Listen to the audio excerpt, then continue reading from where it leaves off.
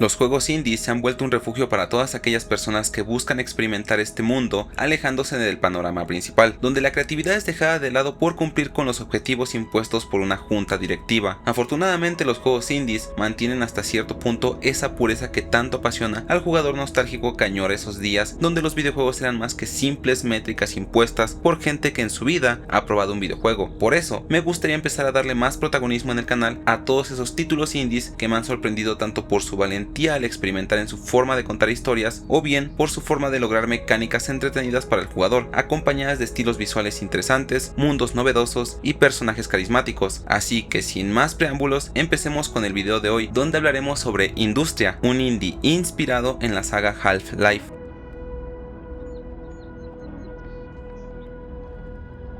Ambientado en una versión alternativa de Alemania en el año 1972 durante la Guerra Fría, es desarrollado el programa Atlas bajo la supervisión de Walter Rebel. El objetivo era buscar una forma de explorar de forma sistemática la infinidad de dimensiones posibles y de esta forma se podrían enviar y recibir materiales de estas dimensiones. Para ello se necesitaba de una máquina con una gran capacidad de autoaprendizaje, surgiendo así la máquina llamada Atlas, la cual analizaba todas las combinaciones posibles de coordenadas espaciotemporales, ya que en su mayoría el resto de las dimensiones estaban vacías y eran abstractas, sin posibilidades para regresar de ellas. En algún punto de la historia, el experimento logró hallar una dimensión ideal para cumplir con su objetivo. Esta dimensión estaba conectada con una ciudad que conoceremos como Hakavik. El proyecto estaba marchando relativamente bien, hasta el día en que Walter Rebel se comunica con Atlas, pues la máquina había desarrollado una inteligencia propia que rebasaba las expectativas previstas, aunque se puede intuir que el mismo Walter esperaba lograr algo así, o al menos ese era su objetivo primordial, llegando a un acuerdo con la máquina.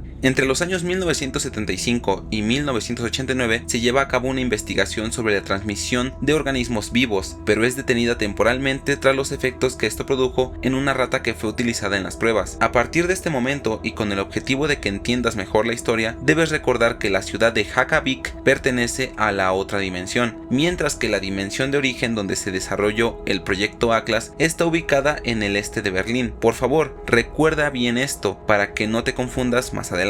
Aproximadamente en enero de 1979, Walter y Atlas transmiten una serie de telegramas a la ciudad de Hakavik con instrucciones para construir algo llamado la máquina. La construcción se terminó en junio del mismo año, comenzando las pruebas, aunque los científicos de aquella dimensión eran incapaces de entender su propósito. Entre los años 1984 y 1988, la ciudad comienza a informar sobre múltiples máquinas hostiles y destellos que provienen de los bosques. Posterior a estas fechas ocurridas en esta otra dimensión es que comienzan los acontecimientos que presenciamos en el videojuego. Ahora saltamos al día 9 de noviembre de 1989. A las 7 de la noche, Walter ve el final de una rueda de prensa en la que el camarada Schabowski anuncia la caída del muro de Berlín y la libertad de viajar entre Alemania Oriental y Occidental, previendo así lo que está a punto de ocurrir y decidiendo cerrar Atlas. Entre las 7 y 11 de la noche llega la Stasi, que era el Ministerio de Seguridad del Estado, la policía secreta de Alemania Oriental. En ese entonces se dedicaban pues a investigar las amenazas tanto internas como externas mediante una enorme red de policías e informantes, siendo así seguramente la Stasi tenía alguna idea de lo que estaba sucediendo y pudo querer borrar toda evidencia del proyecto. Así pues, los agentes empiezan a purgar todos los cabos sueltos, incluyendo personal y archivos. Walter consigue eludir a la Stasi, encerrándose en una parte del edificio a la que no pueden acceder y preparándose para usar la máquina para cruzar a Hakavik. Antes de hacer esto, Walter llama a su pareja, Nora Solheim, pues cree que será su última conversación. Al despertar, Nora se entera de la gran noticia y es así como comienza el juego. Nosotros nos ponemos en la piel de Nora, la cual se dirige al lugar donde vio a Walter por última vez, el edificio del proyecto Atlas, el cual parece estar completamente abandonado, y siguiendo los pasos de su esposo, llega al centro de la máquina. Uno de los aspectos más sobresalientes que tenía Half-Life era su capacidad de contar una historia de forma ininterrumpida, siendo pionero en una forma de narrativa muy influyente en el medio años después, y por supuesto me refiero a la narrativa ambiental o el in-game storytelling.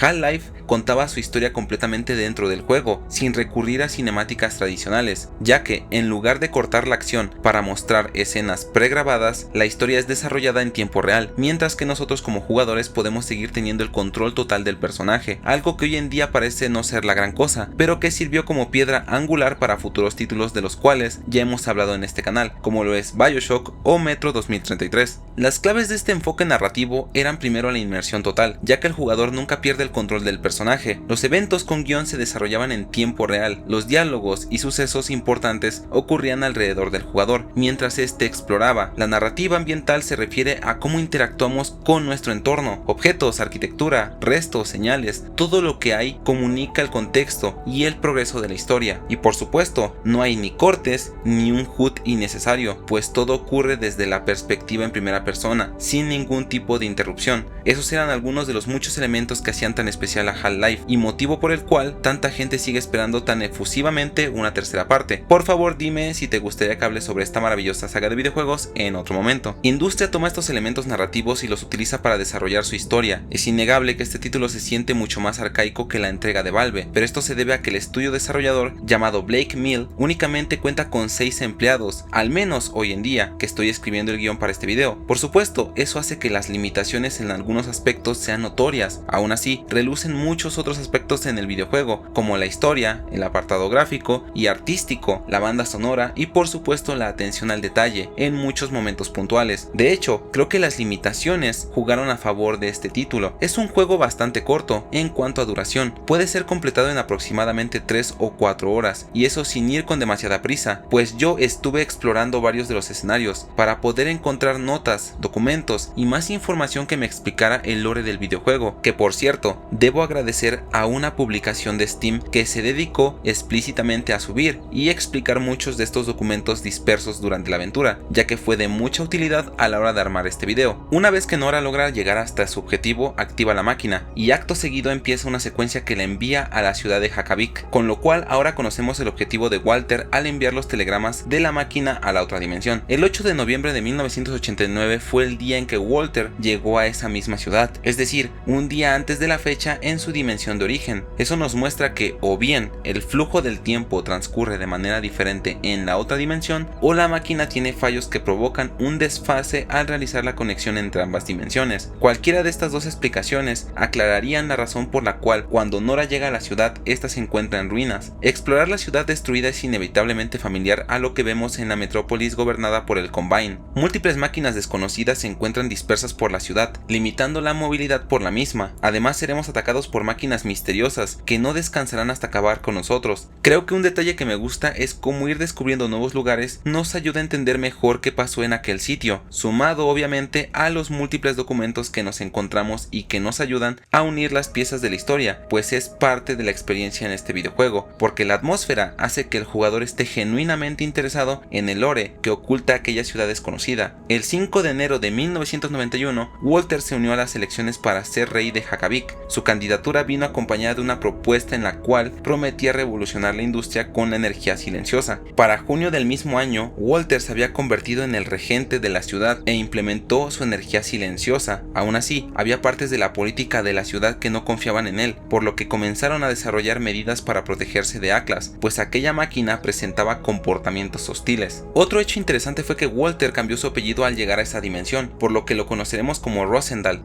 Un muro masivo fue erigido alrededor de la ciudad con el afán de protegerla, pues para el año 1994 los ataques de Atlas son cada vez más frecuentes y pese a los avances tecnológicos logrados por Walter, ahora otras ciudades y pueblos están pagando las consecuencias. El 22 de octubre es la fecha donde se indica el gran ataque de Atlas a la ciudad de Hakavik, siendo entre los años 1999 y 2000 el momento donde por fin supera las defensas de la ciudad. La población es evacuada y los militares intentan organizar una resistencia final para asegurar al resto de la población antes de que sean completamente invadidos. Nora llega al lugar 9 años después de todos estos acontecimientos, por eso es por lo que cuando recorremos la ciudad ya no hay indicios de humanos salvo de un superviviente que sigue rondando el lugar, un hombre llamado Brent, el cual nos guía en nuestro periplo por la ciudad. Es él quien pone en contexto a Nora sobre todo lo que está pasando y cómo es que la ciudad terminó en el estado tan deplorable en que la encontramos. El juego entonces nos sitúa en un viaje para encontrar a Walter, mientras intentamos sobrevivir a los peligros de aquel mundo, pues las máquinas que invadieron la ciudad siguen sueltas por ahí, deambulando en los edificios y las calles. Por supuesto es notable esa categoría indie en el videojuego, porque como mencioné antes, tiene aspectos bastante marcados inspirados en la saga Half-Life, pero se notan como algo experimental. Aún así, con esto no quiero decir que esté mal hecho, sino todo lo contrario. Es bastante interesante ver un videojuego de este estilo siendo desarrollado por un equipo pequeño, con sus limitaciones, pero que eso le permita generar su propia identidad, porque esa simpleza, lo arcaico y algo tosco que es en su manejo, en muchas ocasiones es lo que lo hace sentirse diferente. Podremos utilizar múltiples mecanismos en el juego, donde tendremos que resolver pequeños puzzles para poder seguir avanzando. También tendremos algunas armas no tan variadas, pero que nos permiten librarnos de los enemigos que se interponen en nuestro camino. De hecho, la inteligencia artificial es otro aspecto que se nota poco trabajado, pues los enemigos solo cumplen con parámetros básicos al enfrentarse con nosotros, y creo que eso beneficia al juego, pues el aspecto gastado y viejo de estas máquinas nos hacen pensar que quizás es su comportamiento más lógico. Añadido a todo lo que hemos visto hasta ahora, habrá un lugar al que llegaremos múltiples veces durante el videojuego. La biblioteca es un espacio al que solo accederemos al transicionar entre los diferentes actos de la aventura. Conforme vayamos avanzando, apareceremos de forma esporádica en este lugar. Se podría interpretar como que la biblioteca es un espacio que existe más allá de la comprensión humana y solo se presenta en beneficio de sus visitantes. En mi opinión, simbolizan ese progreso constante no solo en el aspecto físico, sino en la comprensión de todo lo que está ocurriendo. Cada vez que pasemos tiempo en este extraño lugar, escucharemos susurros que parecen una especie de interferencia, como en un canal de radio, y aunque sea completamente desconocida la naturaleza exacta de este lugar, la realidad es que parece ser accesible para cualquier entidad.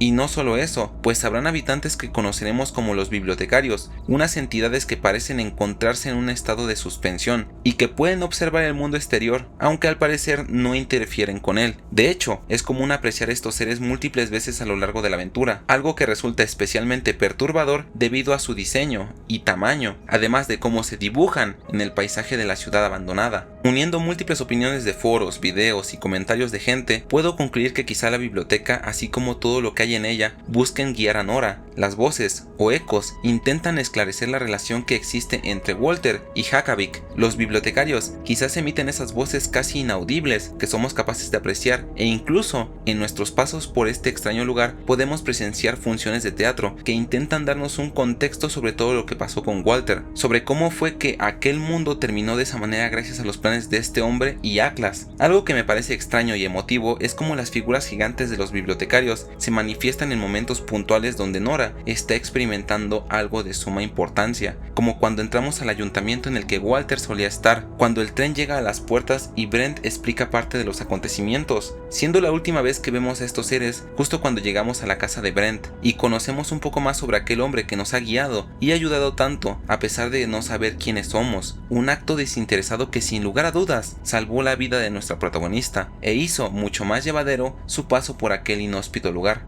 El viaje de esta primera entrega finaliza cuando encontramos a Walter en una propiedad muy lejos de la ciudad, pero parece ser demasiado tarde pues está conectado a unos extraños aparatos. Tal parece que este hombre logró enviar su mente a un lugar entre la realidad y la biblioteca, que puede estar relacionada con Atlas y con la máquina, aquellas variables que iniciaron todo. Aquí presenciamos una secuencia en que la pareja tiene una pequeña conversación. Nora está claramente preocupada por el bienestar de su esposo, aunque él parece estar anteponiendo su deber por preservar o conseguir algo mucho más grande. Hubo una razón por la que Walter no impidió que Atlas siguiera adelante, únicamente buscando que su programa aprendiera cada vez más. Por eso fue que este hombre se convirtió en rey, buscando luchar en contra de su creación. Por eso sacrificó su humanidad, volviéndose un parásito para Atlas, porque la culpa no lo dejaba. Pero más allá de eso, parece que los mismos bibliotecarios ahora son los que buscan reparar todo el daño que ha sufrido ese mundo, y desgraciadamente, con más preguntas que respuestas, es como termina este maravilloso título, el cual logró sorprenderme por su extraña, intrincada pero fascinante historia. Considero que Industria es un muy buen juego, especialmente para todas aquellas personas que les guste experimentar con títulos fuera de lo común, que sean experiencias cortas pero interesantes, enfocadas más bien en una narrativa por medio del mundo, sus personajes, diálogos, documentos y prácticamente cualquier elemento que sea presentado al jugador. Jugar este título fue una grata experiencia y sin lugar a dudas estaré esperando con bastante entusiasmo la segunda parte para saber cómo continuará toda la historia, saber qué fue lo que pasó en esos 20 20 años que pasaron entre el momento en que se fue Walter y el momento en que llegó Nora a este lugar. Recomiendo este juego ampliamente porque son este tipo de proyectos los que apuntan más hacia esa esencia nostálgica que tenían los videojuegos en el pasado, llenos de experimentación, con apuestas arriesgadas, donde se preocupaban más por plasmar su visión que por cumplir una métrica o checklist sobre qué elementos necesita un juego para ser exitoso. Por esto y más es que espero seguir ampliando mi catálogo de juegos indies completados para poder traer más videos dedicados a este sector de los videojuegos que cada vez se convierte en un lugar seguro para todos los viudos del pasado de los videojuegos. Espero con ansias la secuela y no me queda más que extenderte una invitación para explorar una dimensión diferente, con una historia fascinante y llena de misterio. Eso ha sido todo por el video de hoy, espero que haya sido de tu agrado. De ser así, por favor, suscríbete al canal para que sepas cuando subo más contenido, dale like y compártelo con tus amigos, eso me ayudaría mucho para que el canal siga creciendo. De verdad agradezco mucho el apoyo que ha recibido el canal, nos vemos muy pronto.